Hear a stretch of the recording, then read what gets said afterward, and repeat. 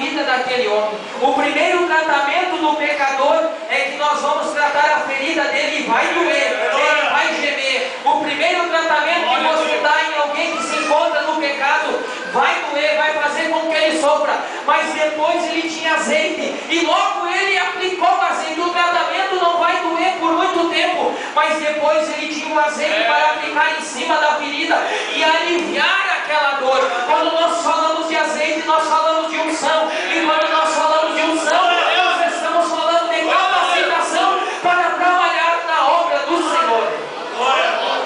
E ele também tinha armadura, pois a Bíblia diz que ele envolveu as feridas com atadura, protegeu as feridas, protegeu ele. A Bíblia diz em Provérbios 30 e versículo 5, diz que toda a palavra de Deus é boa e escudo para aqueles que nele confiam. Aleluia. Embora ele ainda estava sendo vulnerável, ele precisava ser protegido, então ele protegeu a vida daquele homem. Além do mais, juntou ele, pegou a sua cavalgadura, seu carro do ano na época, e foi a pé, botou em cima do seu jumento e levou até a hospedaria. E chegando na hospedaria, deu 2 denários ao hospedeiro e disse para ele: cuida dele. Trabalhou 2 dias ainda, porque 1 denário era o salário de 1 dia, e disse: quando eu voltar, eu pago aquilo que ele ficar ainda devendo. E se nós pegarmos nos dias odianos e trazermos esta palavra para nós, o hospedeiro não era ninguém mais do que o querido e o amado Espírito Santo, que foi dar o primeiro tratamento para aquele homem agora. E a hospedaria é a igreja. E aquele homem que levou até a hospedaria não é ninguém mais do que Jesus Cristo de Nazaré. E agora o Espírito Santo trouxe as vidas para este lugar. E eu e você vamos acabar com o cuidado agora. Vamos dar o tratamento. E os 2 denários pode simbolizar os 2 maiores sacramentos da igreja, que é o batismo nas águas e a Santa Ceia. Mas olhando para a história da Bíblia, nós vamos ver que de 2 em 2 mil anos Deus fazia um pacto com o homem. E Deus fez um pacto com a humanidade há 2 mil anos atrás na pessoa de Cristo. E já se passam 2 mil anos. Os 2 denários simbolizam 2 mil anos então. E ele disse: o demais eu te pagarei quando voltar. Quer dizer que já pintou os 2 mil anos desse pacto. Isso quer dizer que Jesus está voltando logo para buscar a sua igreja. Quer dizer que eu e você estamos nos acréscimos. O demais eu pago quando voltar. Então nós não podemos mais perder tempo. Enquanto nós nos preocupamos em ganhar dinheiro, em promover a nossa vida financeira, as almas estão perecendo. Nós estamos vivendo os últimos momentos da igreja na face da terra. Enquanto eu e você nos preocupamos em ganhar dinheiro, as almas estão caminhando rumo ao inferno, porque o salteador, aquele ladrão que roubou aquele homem à beira do caminho, nada mais é do que Satanás, que veio para roubar a salvação do homem. Lá no jardim do Éden, ele entrou lá e roubou a comunhão que o homem tinha com Deus e a vida eterna também. O homem foi feito com vida eterna, mas perdeu por consequência do pecado e deixou o homem jogado no chão. Mas Jesus veio e levantou ele e colocou na hospedaria e deu uma vida nova. E eu e você estamos aqui para dar conta de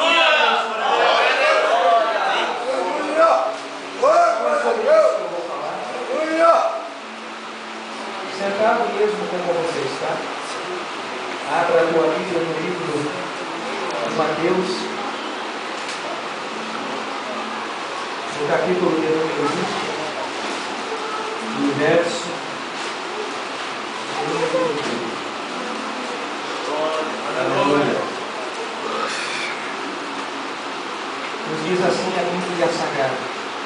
Os irmãos encontraram, amém? Porque o reino dos céus é semelhante a um homem pai de família que saiu de madrugada a assalariar trabalhadores para a sua vida. E ajustando com os trabalhadores aonde indo por dia, mandou-os para a sua vida.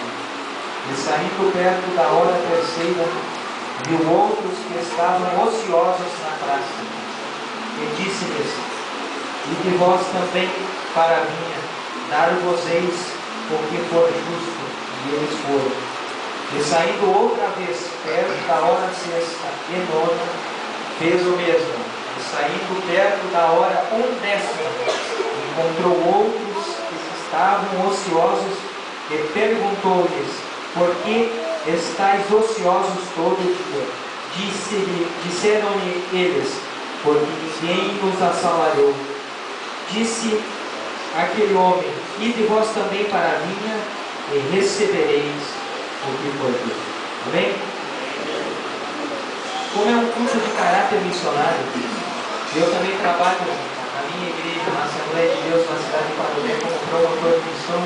Já trabalhamos com a Secretaria de Missões há aproximadamente 5 anos. Já fomos tesoureiro daquela obra ali, mas agora nós não vamos mais com dinheiro, mas promovemos missão na nossa cidade. Eu sei que é difícil trabalhar com a obra missionária, mas o irmão aqui mencionou que nós temos 3 formas de contribuir com a obra missionária: a primeira é orando, a segunda é contribuindo e a terceira é indo. Eu entendo assim que deve ser colocado nessa escala, né, que a primeira é orando, a segunda é contribuindo e a terceira é indo. Sem oração não tem como separar o missionário. E sem você ter dinheiro não tem como você mandar. Aí você contribui.